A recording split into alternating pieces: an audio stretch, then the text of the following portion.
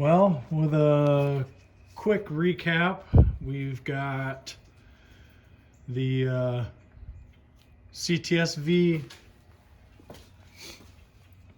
mounts mounted to the base model subframe, base or Cts-v actual bushing mounts, and then the Cts-v motor plates bolted up.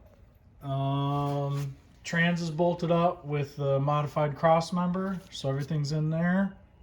I'll go over the shifter location here in a minute, and I think next I'll work on getting the manifolds in, the accessories on, and then the radiator, and maybe go into a little more detail on that in a bit, but for now I'll put that stuff on.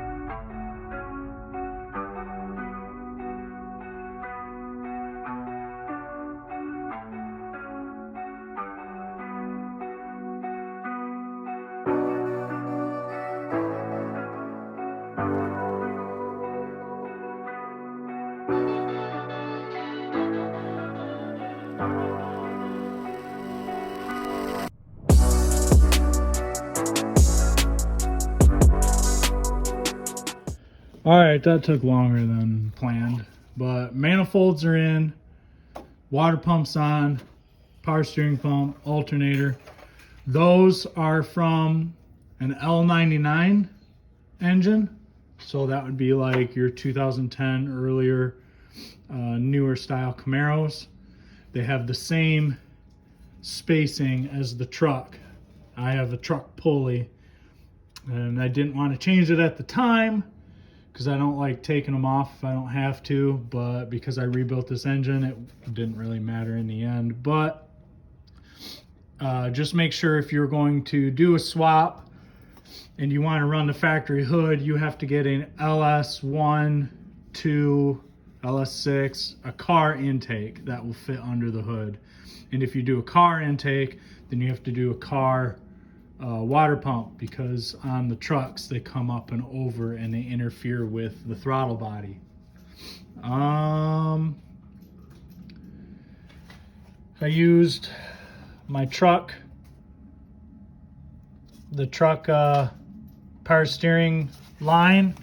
It's still gotta bend it a little bit. You can bend it down there where it goes into the rack, and then you can bend it here too. Just make sure you don't kink it, and then that'll be together. As far as the radiator, I have an aftermarket one. It actually came out of a Mustang that I scrapped. I built these brackets and put them there, and then for now I just have this chintzy plate just pushing down on it, and it's probably not going to go anywhere, but I eventually will change it. That was just version 1 back when I was trying to get it running. The only problem with using a radiator that's not meant for the vehicle, obviously you're going to have to do some fabrication. I had to do this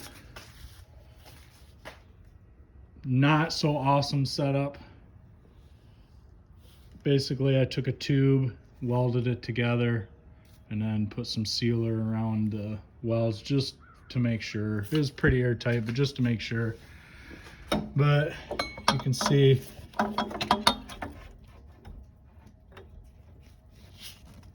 well, one-handed. It'll hook down in there, comes up and over, and then we'll go onto here. But if you use, I think I have the factory one over here, hang on.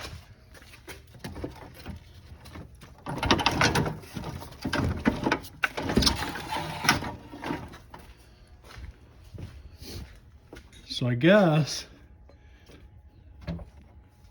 hang on, let me get this hose off. Well, I guess I can't get it off anyway, and it won't fit down there with the other radiator in. But the factory one sits in that hole, and that hole over there on the subframe. You have the one outlet there, which is fairly close to where that one was, and then there's that over there. So you'd still have to do like what I did, maybe like a flex hose, or if you could find a hose that ran that. The other problem was running from down there to here. My main issue with my setup is with this in the car,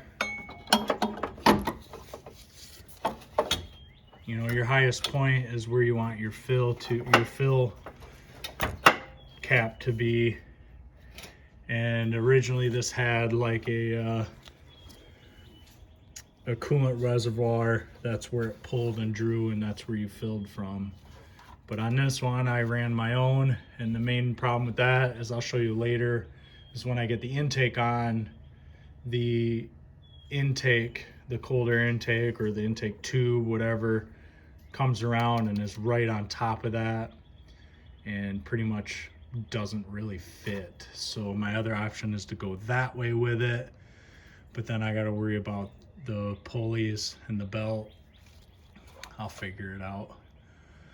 But that's it for accessories. Just make sure you use car accessories. If you do, get the crank for your truck motor, or if you've already got an LS and you're fine, or an LS1 or 2 or 6 or whatever, you're fine. That stuff's pretty much just your general bolt in and make sure it fits. It's not really anything difficult. I did a little fabrication, or I guess you can call it fabrication, to get that stuff to fit, but that's all that's really needed for the cooling side. I've got an electric radiator fan that fits right up onto the bolt holes there, or those studs, and then that's just wiring it up through your PCM to get that to work, or a switch so you can run it when you want. And manifolds, those are pretty self-explanatory. They're just the Ctsv second gen. They're bigger, I guess. Porting wise, probably won't see any real horsepower gain from that. I just happened to come across V2 manifolds for 50 bucks on Facebook, and we'll go over the exhaust setup later. I used the factory V6 exhaust and kind of cobbled together a connections section that goes from the manifold to the exhaust. I was trying to use what I could and not have to spend a bunch of money on it, but just like any other project, you end up spending more than you wanted to anyway. So you could go with a full custom exhaust, of course. Anything that will fit, really. Cts-v exhaust would probably bolt right in with the manifolds, even probably the cats and everything, because the bodies were all the same. I suppose I should do a little thing on the oil pan. Yeah, I need to clean it, but I'm running a truck pan, and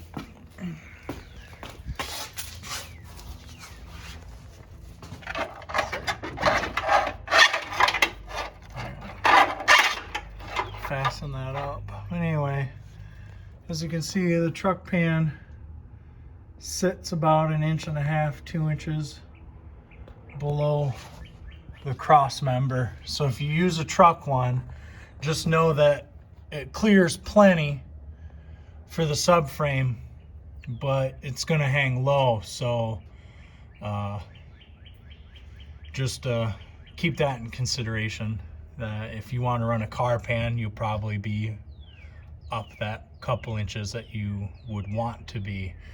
I may make a small skid plate that will help deflect anything from smashing into that, but the exhaust also comes down that far as well, so I'm not super worried about it. that's all I got on the oil pan. All right, I'm gonna go over shifter location, I guess, for at least an AR5, if that's something you're gonna do. So on the AR5, obviously, this is the factory location of where the shifter was. That was the automatic shifter. I'm not sure how close they are. If looks probably about the same as if it was going to be a manual shifter. But I had to cut up into under the dash in order to get the shifter, the trans to stick through. I built this bar. It's just out of some square stock and or square tube, I should say. And I just put this little angle on it so I could have it shift underneath the dash without it interfering with any of the plastic. And inside, or I should say got these shoulder bolt things that go through.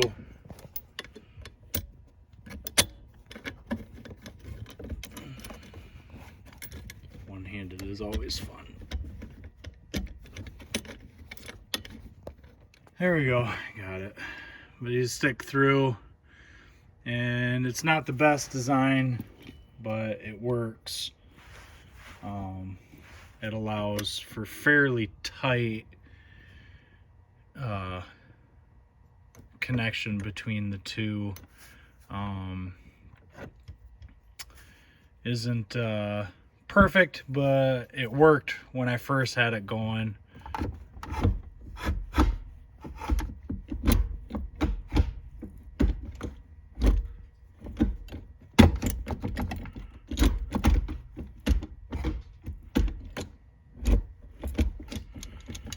Not perfect, but it works. And then here's just the center console just sitting for now, but gives you an idea. The shifter's in there, everything sits underneath here.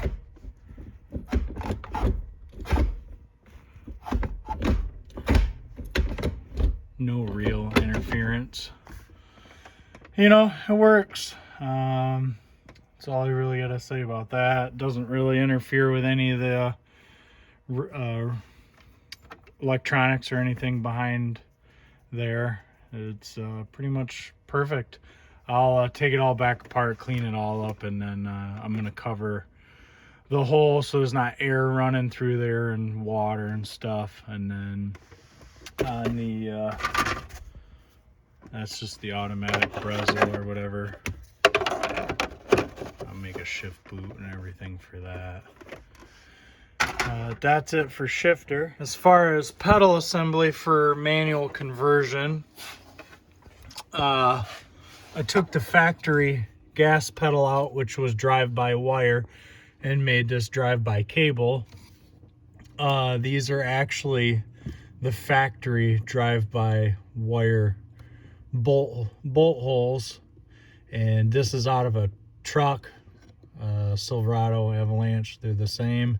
The two holes actually matched up, and there's a third in the truck, but you don't really need it for this. And I pretty much just drilled a hole in the firewall and made it kind of square so that, here, I'll show you, so that the cable can fit right through there. And then I actually think that's a factory, like one of those, just like a stud that sticks out the wall. And I made my own little bracket, and it holds it right in there. So that works that way. And then the pedal, I bought a Willwood clutch master and pedal assembly. I had to modify it, of course, to be over somewhat where the original clutch pedal would be. I had to tighten that. Otherwise, it was like down here. It was super long. Had it cut and shortened. Oops, it's kind of hard to see. I had to cut or drill a hole in the firewall and drill some bolt holes for the studs on the master cylinder. And let me get my light.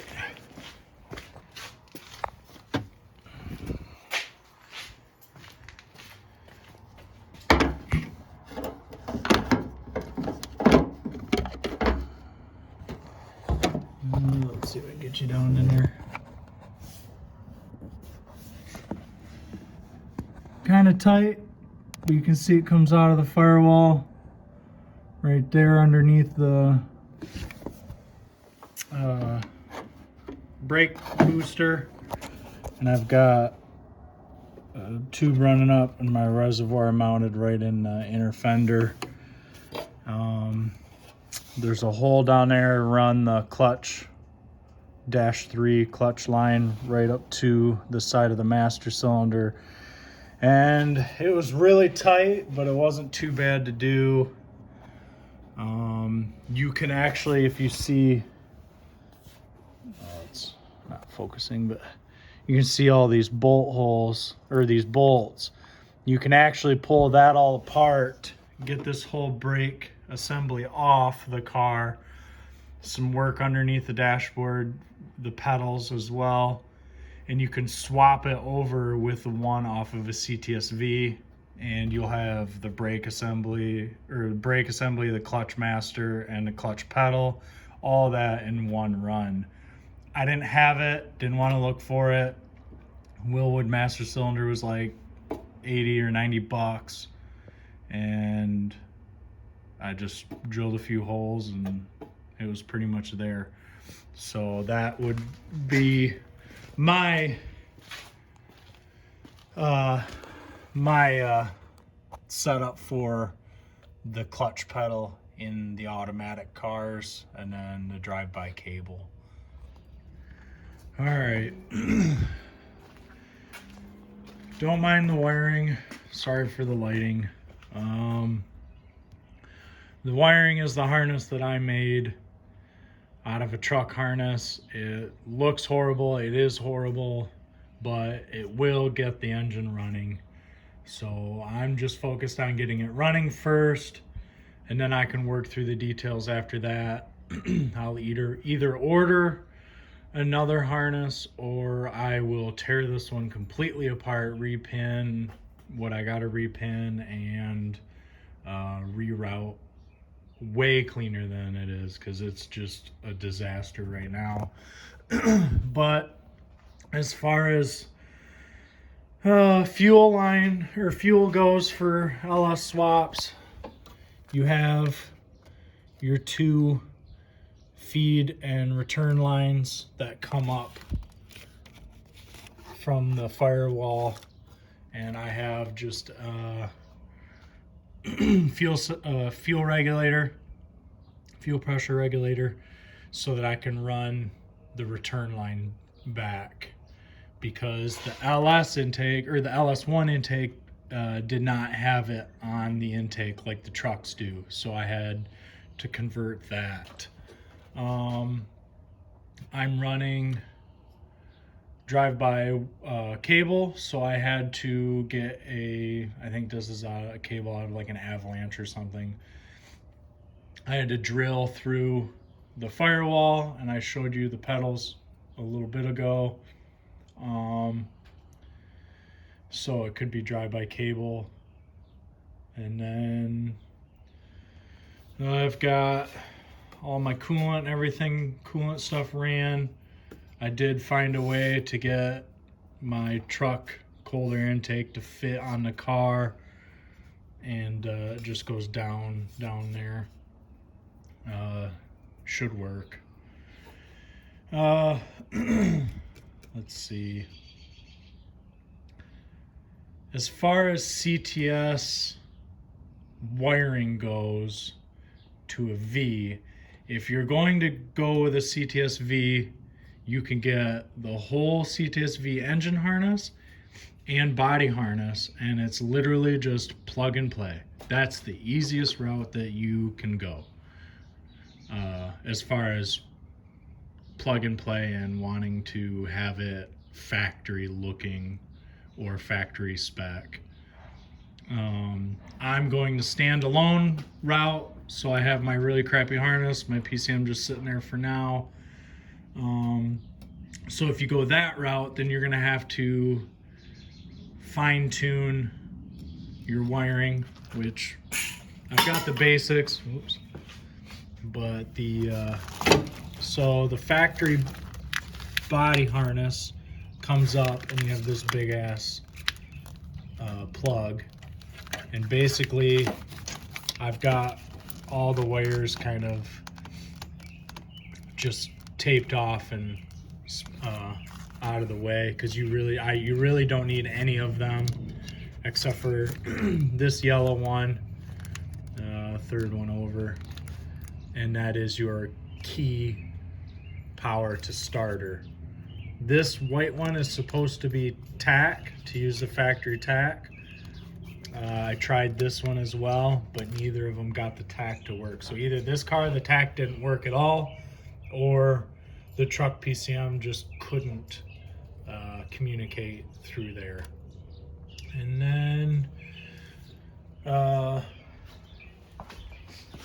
there's going to be two plugs over here in the corner where your battery would be. This gray one, and then there's a black one. Those are body harness to engine harness for the base model. If you get this gray plug, you've got the green wire with the white stripe. That is your fuel pump wire, signal wire. So I just cut it, spliced into it, and then I had it all cut apart from when I yanked the motor, and thought to myself I was never gonna put this back together, but joke's on me, I'm putting it back together. So I ran this wire across to the engine harness, the standalone engine harness for the fuel relay, and the relay's in the back of the car under the back seat, so that's just a signal wire. All you do is just the computer sends the signal through there, either grounding or powering that to signal the pump to go, and it works. Turn the key, primes, starts. Anything else, you can use the factory starter cable, and there's also a cable down there that goes over to the alternator, the power end on your alternator, and then goes to the battery, and then the other part goes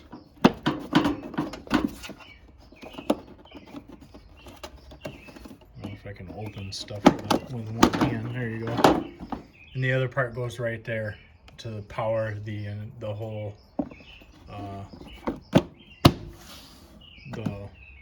the whole car from there. And then it's the neighbor. Anyway, so then the rest of it, I just found a couple of spare key-on fuse ports and ran my wires to there for key-on and constant power for my wiring harness and computer.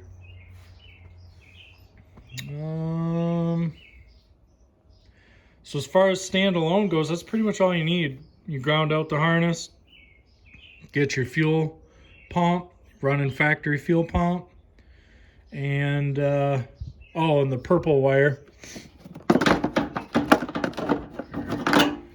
This right here, I cut off of the engine harness.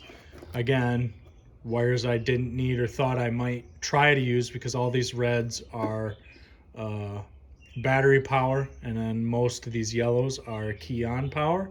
So I took those aside just so I could try and use them. I could probably go through that as well, but I didn't know some of these I couldn't find which fuse they would be, so I just ran there and then fused them myself.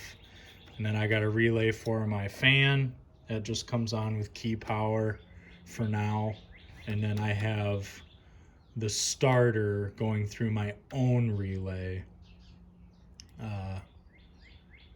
It was just easier for me to get the key on power. And then you can run the factory purple cable that comes right out of this harness to the purple wire that goes to the starter signal, the starter relay.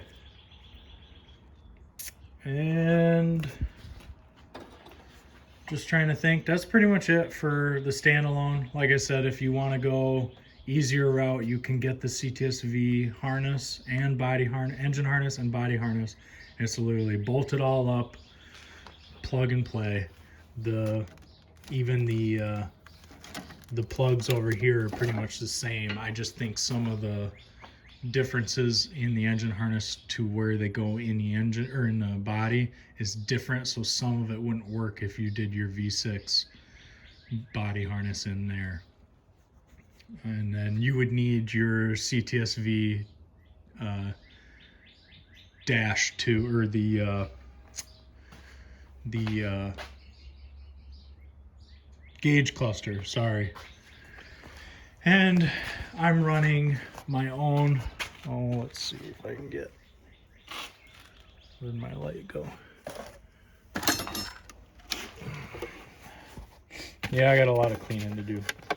But anyway, I built this, a factory gauge cluster, put a tablet in, running a oil pressure gauge, and I have a wire coming out. I wanted to be able to get to the tablet just in case something happened, because I routed this so that it'd come on with the car, and then runs Torque Pro app, which will read off of the OBD2 port on my harness and send it Bluetooth to here.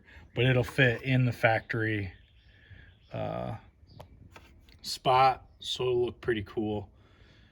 And I'm just wiring up this oil pressure gauge so I can get this started. I guess I could do exhaust. You can see my homemade chintzy exhaust. So it hangs a little lower than I wanted. It's probably 2 or 3 inches lower than it should be, but it's all factory all the way out the back. Sits in the factory location.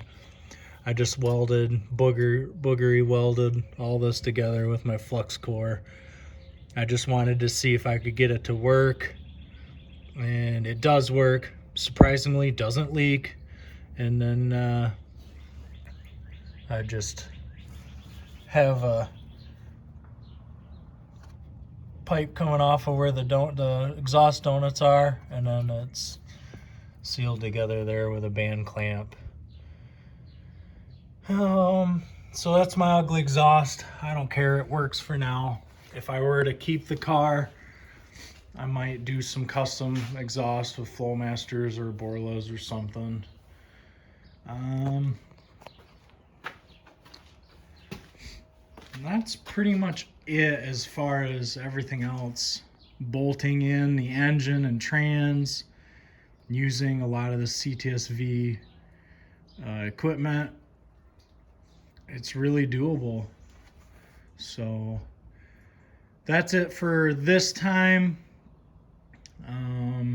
I'm going to try and get this started tomorrow, so I'll put this video together, and I gotta go back to work tomorrow. But I'll clean some things up around here, and then hopefully tomorrow I can put the wheels back on it and at least start it and break it in. It's got new bearings and lifters and piston rings and stuff like that. So that'll do it. I think I pretty much covered everything. If you guys have any other questions, just put them in the comments and I'll try to answer them as I can. But that's it.